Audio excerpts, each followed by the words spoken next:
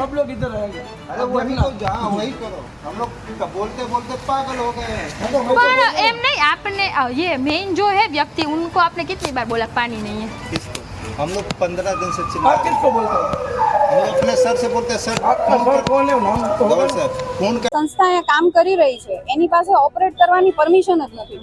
AWBA ની website ઉપર પણ લખેલું છે કે એની પાસે હજી ઓપરેટ કરવાની પરમિશન નથી, ખાલી એમને કોન્ટ્રાક્ટ અપાયેલો છે.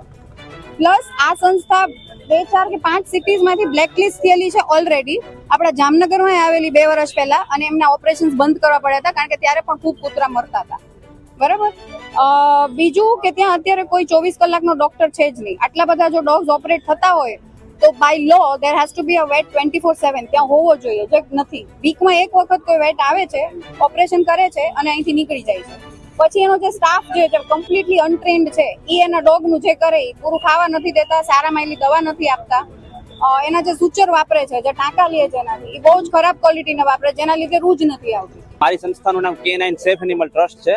અમે આજે 3 વાગે અમે અહીંયા ગયા હતા કોર્પોરેશન, મ્યુનિસિપલ કોર્પોરેશનનો જે ઢોરનો ડબ્બો છે ત્યાં કૂતરાઓને કઈ રીતે રાખવામાં આવે છે, અમે સ્ટિંગ ઓપરેશન અમે કર્યું. તો અત્યારે મારા એરિયામાંથી જે ડોગ્સને પકડી ગયા હતા ત્યાં અમે જોયું તો અત્યારે જે ડોગ્સના જે બાઉલ હોય ત્યાં યુરિન હતું. ડોગના બાઉલમાં, ખાવાના બાઉલમાં યુરિન પડેલું હતું. ટોયલેટ એવી રીતે પડેલું હતું કે જ્યાં ક્લિનિંગ એક પ્રકારની થતી જ નથી. હવે ગવર્મેન્ટ આ લોકોને પૈસા પ્રોવાઈડ કરે છે, છતાં આ લોકો કેર કેમ નથી કરતા? ઉપરથી પૈસા ખાઈ જવામાં આવે છે કે આ શું કરવામાં આવે છે કે ખબર પડતી નથી.